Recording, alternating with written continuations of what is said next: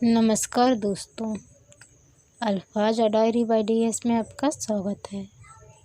आज की कहानी का नाम है दोपहर का भोजन, जो अमरकांत जी द्वारा लिखी गई है। यह कहानी हमें बताती है कि कैसे गरीब व्यक्तियों के लिए एक समय का भोजन जुटाना भी बहुत कठिन होता है।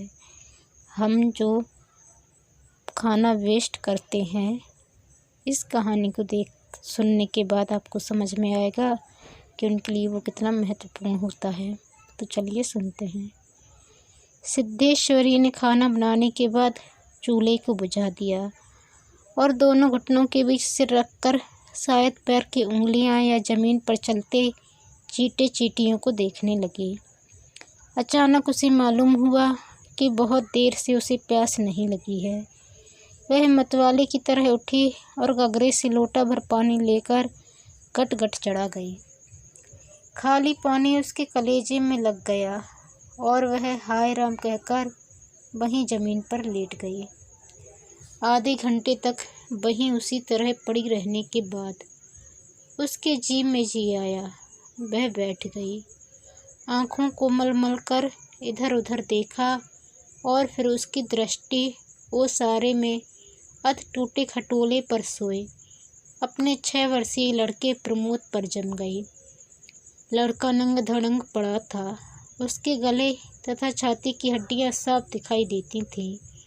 उसके हाथ पैर बासी ककड़ियों की तरह सूखे तथा बेजान पड़े थे और उसका पेट हंडिया की तरह फूला हुआ था।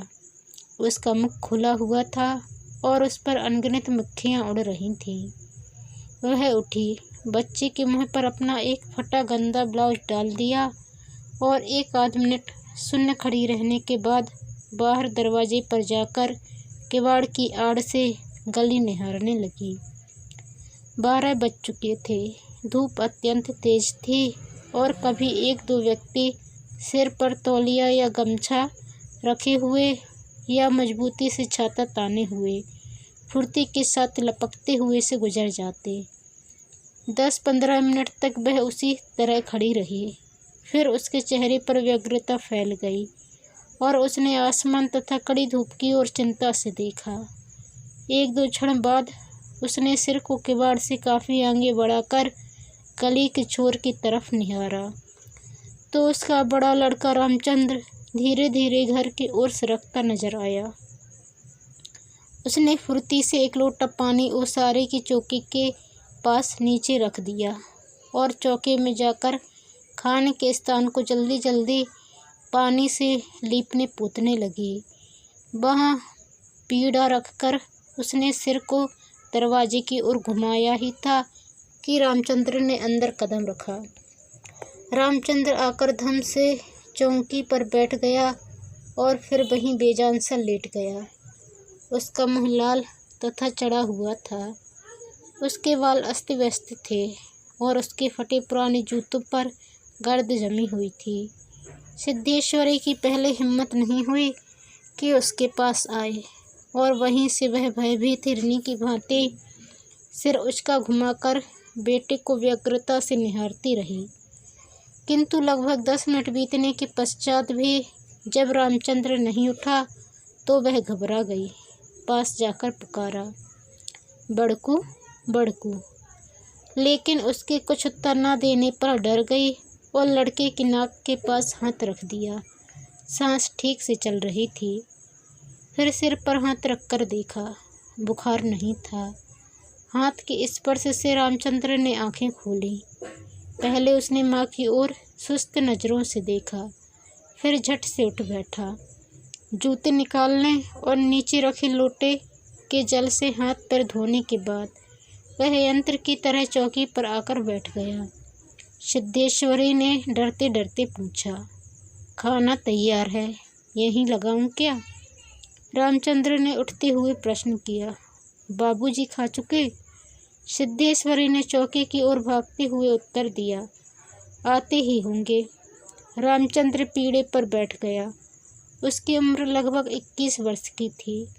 लंबा, दुबला पतला, गोरा रंग, बड़ी बड़ी आँखें तथा होंठों पर झुर्रियाँ। वह एक स्थानीय दैनिक समाचार पत्र के दफ्तर में अपनी तबीयत से प्रूफ रीडरी का काम सीखता था। पिछले साल ही उसने इंटर पास किया था। सिद्धेश्वरी ने खाने की थाली सामने लाकर रख दी और पास ही बैठकर पंखा करने लगी। रामचंद्र ने खाने की ओर दार्शनिक की भांति देखा। कुल 2 रोटियां, भर कटोरा पनियाली दाल और चने की तली तरकारी। रामचंद्र ने रोटी के प्रथम टुकड़े को निगलते हुए पूछा, मोहन कहाँ है? बड़ी कड़ी धूप हो रही है। मोहन सिद्धेश्वरी का मंझला लड़का था। उम्र 18 वर्ष थी और वह इस साल हाई स्कूल का प्राइवेट इम्तिहान देने की तैयारी कर रहा था। वह नामालूम कब से घर से गायब था और सिद्धेश्वरी को स्वयं पता नहीं था कि वह कहाँ गया है। किंतु सच बोलने की उसकी तबीयत नहीं हुई और झूठ मूठ उसने कहा, किसी लड़के के यहाँ पढ़ने गया है, आता ही होगा। दिमाग उसका बड़ा तेज है और उसकी तबीयत 24 घंटे पढ़ने में ही लगी रहती है। हमेशा उसी की बात करता रहता है। रामचंद्र ने कुछ नहीं कहा। एक टुकड़ा मुँह में रखकर भरा गिलास पानी पी गया, फिर खाने लग गया। वह काफ़ी छोटे छोटे टुकड़े तोड़कर उन्हें धीरे धीरे चबा रहा था। सिद्धेश्वरी भय तथा आतंक से अपने बेटे को एकटक निहार रही थी। कुछ क्षण बीतने के बाद डरते डरते उसने पूछा, वहाँ कुछ हुआ क्या? रामचंद्र ने अपनी बड़ी बड़ी भावहीन आँखों से अपनी माँ को देखा, फिर नीचा सिर करके कुछ रुखाई से बोला, समय आने पर सब ठीक हो जाएगा। सिद्धेश्वरी चुप रही। धूप और तेज होती जा रही थी। छोटे आंगन के ऊपर आसमान में बादल में 1-2 टुकड़े पाल की नावों की तरह तैर रहे थे। बाहर की गली से गुजरते हुए एक खड़खड़िया इक्के की आवाज़ आ रही थी और खटोले पर सोए बालक की सांस का खरखर शब्द सुनाई दे रहा था। रामचंद्र ने अचानक चुप्पी को भंग करते हुए पूछा, प्रमोद खा चुका? सिद्धेश्वरी ने प्रमोद की ओर देखते हुए उदास स्वर में उत्तर दिया, हाँ खा चुका। रोया तो नहीं था? सिद्धेश्वरी फिर झूठ बोल गई। आज तो सचमुच नहीं रोया। वह बड़ा ही होशियार हो गया है। कहता था बड़का भैया के यहाँ जाऊँगा। ऐसा लड़का। पर वह आगे कुछ न बोल सकी, जैसे उसके गले में कुछ अटक गया। कल प्रमोद ने रेवड़ी खाने की जिद पकड़ ली थी और उसके लिए 1.5 घंटे तक रोने के बाद सोया था। रामचंद्र ने कुछ आश्चर्य के साथ अपनी माँ की ओर देखा और फिर सिर नीचा करके कुछ तेजी से खाने लगा। थाली में जब रोटी का केवल एक टुकड़ा शेष रह गया तो सिद्धेश्वरी ने उठने का उपक्रम करते हुए प्रश्न किया, एक रोटी और लाती हूँ। रामचंद्र हाथ से मना करते हुए हड़बड़ाकर बोल पड़ा, नहीं नहीं, जरा भी नहीं, मेरा पेट पहले ही भर चुका है। मैं तो यह भी छोड़ने वाला हूँ, बस अब नहीं। सिद्धेश्वरी ने जिद की। अच्छा अभी ही सही। रामचंद्र बिगड़ उठा। अधिक खिलाकर बीमार करने की तबीयत है क्या? तुम लोग जरा भी नहीं सोचती हो, बस अपनी जिद। भूख रहती तो क्या ले नहीं लेता? सिद्धेश्वरी जहाँ की तहाँ बैठी ही रह गई। रामचंद्र ने थाली में बचे टुकड़े से हाथ खींच लिया और लोटे की ओर देखते हुए कहा, पानी लाओ। सिद्धेश्वरी लोटा लेकर पानी लेने चली गई। रामचंद्र ने कटोरे को उंगलियों से बजाया, फिर हाथ को थाली में रख दिया। 1-2 क्षण बाद रोटी के टुकड़े को धीरे से हाथ से उठाकर आँख से निहारा और अंत में इधर उधर देखने के बाद टुकड़े को मुँह में इस सरलता से रख लिया जैसे वह भोजन का ग्रास न होकर पान का बीड़ा हो।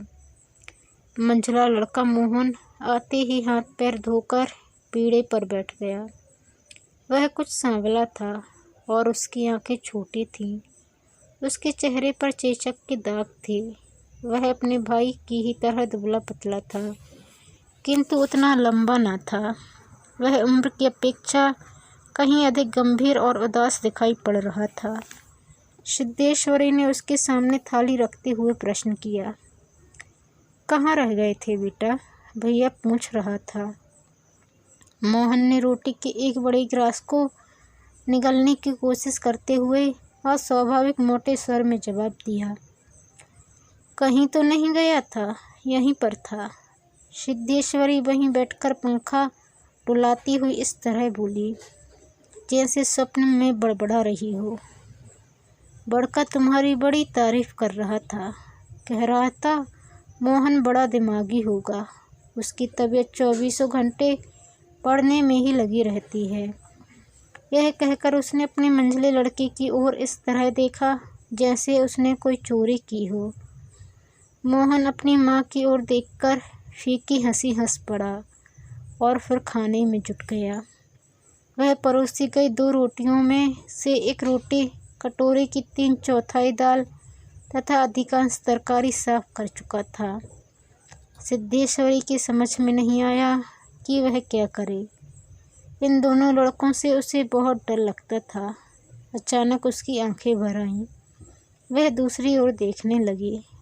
थोड़ी देर बाद उसने मोहन की ओर मुँह फेरा तो लड़का लगभग खाना समाप्त कर चुका था। सिद्धेश्वरी ने चौंकते हुए पूछा, एक रोटी देती हूँ। मोहन ने रसोई की ओर रहस्यमय नेत्रों से देखा, फिर सुस्त स्वर में बोला, नहीं। सिद्धेश्वरी ने गिड़गिड़ाते हुए कहा, नहीं बेटा, मेरी कसम, थोड़ी ही ले लो, तुम्हारे भैया ने एक रोटी ली थी। मोहन ने अपनी माँ को गौर से देखा, फिर धीरे धीरे इस तरह उत्तर दिया जैसे कोई शिक्षक अपने शिष्य को समझाता है, नहीं रे, बस अव्वल तो अब भूख नहीं, फिर रोटियां तूने ऐसी बनाई हैं कि खाई नहीं जाती, ना मालूम कैसी लग रही हैं। खैर, अगर तू चाहती ही है तो कटोरे में थोड़ी दाल दे दे, दाल बड़ी अच्छी बनी है। सिद्धेश्वरी से कुछ कहते ना बना और उसने कटोरे को दाल से भर दिया। मोहन कटोरे को मुँह लगाकर सुड़ सुड़ पी रहा था कि मुंशी चंद्रिका प्रसाद जूतों को खसखस घसीटते हुए आए और राम का नाम लेकर चौकी पर बैठ गए। सिद्धेश्वरी ने माथे पर साड़ी को कुछ नीचे खिसका लिया और मोहन दाल को एक सांस में पीकर तथा पानी के लोटे को हाथ में लेकर तेजी से बाहर चला गया। 2 रोटियां, कटोरा भर दाल, चने की तली तरकारी। मुंशी चंद्रिका प्रसाद पीढ़े पर पालथी मारकर बैठे रोटी के एक एक ग्रास को इस तरह चुभला चबा रही थे जैसे बूढ़ी गाय जुगाली करती है। उनकी उम्र 45 वर्ष के लगभग थी, किंतु 50-55 के लगते थे। शरीर का चमड़ा झूलने लगा था। गंजी खोपड़ी आईने की भांति चमक रही थी। गंदी धोती के ऊपर अपेक्षाकृत कुछ साफ बनियान तार तार लटक रही थी।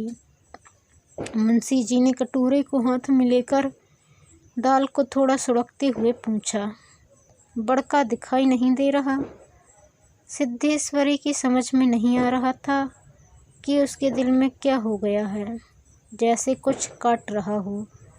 पंखे को जरा और जोर से घुमाती हुई बोली, अभी अभी खाकर काम पर गया है, कह रहा था कुछ दिनों में नौकरी लग जाएगी। हमेशा बाबूजी बाबूजी किए रहता है। बोला बाबूजी देवता के समान है। मुंशी जी के चेहरे पर कुछ चमक आई। शर्माते हुए पूछा, क्या कहता था कि बाबूजी देवता के समान है? बड़ा पागल है। सिद्धेश्वरी पर जैसे नशा चढ़ गया था। उन्माद की रोगिणी की भांति बड़बड़ाने लगी, पागल नहीं है, बड़ा होशियार है, उस जमाने का कोई महात्मा है। मोहन तो उसकी बड़ी इज्जत करता है। आज कह रहा था कि भैया की शहर में बड़ी इज्जत होती है, पढ़ने लिखने वालों में बड़ा आदर होता है, और बड़का तो छोटे भाइयों पर जान देता है। दुनिया में वह सब कुछ सह सकता है, पर यह नहीं देख सकता कि उसके प्रमोद को कुछ हो जाए। मुंशी जी दाल लगे हाथ को चाट रहे थे। उन्होंने सामने की ताक की ओर देखते हुए हंसकर कहा, बड़का का दिमाग तो खैर काफ़ी तेज है, वैसे लड़कपन में नटखट भी था, हमेशा खेल कूद में लगा रहता था। लेकिन यह भी बात थी कि जो सबक मैं उसे याद करने को देता था उसे बराबर रखता था। असल तो यह है कि तीनों लड़के काफ़ी होशियार हैं। प्रमोद को कम समझती हो? यह कहकर वह अचानक जोर से हंस पड़े। मुंशी जी 1.5 रोटी खा चुकने के बाद 1 गिलास से युद्ध कर रहे थे। कठिनाई होने पर 1 गिलास पानी चढ़ा गए, फिर खर-खर खांस कर खाने लगे। फिर चुप्पी छा गई। दूर से किसी आटे की चक्की की पुक-पुक आवाज़ सुनाई दे रही थी और पास की नीम के पेड़ पर बैठा कोई पंडुक लगातार बोल रहा था। सिद्धेश्वरी की समझ में नहीं आ रहा था कि क्या कहे। वह चाहती थी कि सभी चीज़ें ठीक से पूछ ले, सभी चीज़ें ठीक से जान ले और दुनिया की हर चीज़ पर पहले की तरह धड़ल्ले से बात करे, पर उसकी हिम्मत नहीं होती थी। उसके दिल में जाने कैसा भय समाया हुआ था। अब मुंशी जी इस तरह चुपचाप दुबके हुए खा रहे थे जैसे पिछले 2 दिनों से मौन व्रत धारण कर रखा हो और उसको कहीं जाकर आज शाम को तोड़ने वाले हों। सिद्धेश्वरी से जैसे नहीं रहा गया, बोली, मालूम होता है अब बारिश नहीं होगी। मुंशी जी ने एक क्षण के लिए इधर उधर देखा, फिर निर्विकार स्वर में राय दी, मक्खियाँ बहुत हो गई हैं। सिद्धेश्वरी ने उत्सुकता प्रकट की। फूफा जी बीमार हैं, कोई समाचार नहीं आया। मुंशी जी ने चने के दानों की ओर इस दिलचस्पी से दृष्टिपात किया जैसे उनसे बातचीत करने वाले हों। फिर सूचना दी, गंगाशरण बाबू की लड़की की शादी तय हो गई, लड़का एमए पास है। सिद्धेश्वरी हठात चुप हो गई। मुंशी जी भी आगे कुछ नहीं बोले। उनका खाना समाप्त हो गया था और वे थाली में बचे खुचे दानों को बंदर की तरह बीन रहे थे। सिद्धेश्वरी ने पूछा, बड़का की कसम 1 रोटी देती हूँ, अभी बहुत सी हैं। मुंशी जी ने पत्नी की ओर अपराधी के समान तथा रसोई की ओर कनखी से देखा। तत्पश्चात किसी छठे उस्ताद की भांति बोले, रोटी रहने दो, पेट काफ़ी भर चुका है। अन्न और नमकीन चीज़ों से तबीयत ऊब भी गई है। तुमने व्यर्थ में कसम धरा दी। खैर, कसम रखने के लिए ले रहा हूँ। गुड़ होगा क्या? सिद्धेश्वरी ने बताया कि हंडिया में थोड़ा सा गुड़ है। मुंशी जी ने उत्साह के साथ कहा, तो थोड़े गुड़ का ठंडा रस बनाओ, पीऊँगा। तुम्हारी कसम भी रह जाएगी, जायका भी बदल जाएगा, साथ ही साथ हाजमा भी दुरुस्त होगा। हाँ, रोटी खाते खाते नाक में दम आ गया है। यह कहकर वे ठहाका मारकर हंस पड़े। मुंशी जी के निपटने के पश्चात सिद्धेश्वरी उनकी जूठी थाली लेकर चौके की जमीन पर बैठ गई। बटलोई की दाल को कटोरे में उड़ेल दिया, पर वह पूरा भरा नहीं। छिपूली में थोड़ी सी चने की तरकारी बची थी, उसे पास खींच लिया। रोटियों की थाली को भी उसने पास खींच लिया। उसमें केवल 1 रोटी बची थी, मोटी भद्दी और जली। उस रोटी को वह झूठी थाली में रखने जा रही थी कि अचानक उसका ध्यान ओसारे में सोए प्रमोद की ओर आकर्षित हो गया। उसने लड़के को कुछ देर तक एकटक देखा, फिर रोटी को 2 बराबर टुकड़ों में विभाजित कर दिया। एक टुकड़े को तो अलग रख दिया और दूसरे टुकड़े को अपनी झूठी थाली में रख लिया। तदुपरांत 1 लोटा पानी लेकर खाने बैठ गई। उसने पहला गिलास मुख में रखा और तब न मालूम कहाँ से उसकी आंखों से टप टप आंसू चूने लगे। सारा घर मक्खियों से भन भर कर रहा था। आंगन की अलगनी पर एक गंदी साड़ी टंगी थी जिसमें पैबंद लगे हुए थे। दोनों बड़े लड़कों का कहीं पता नहीं था।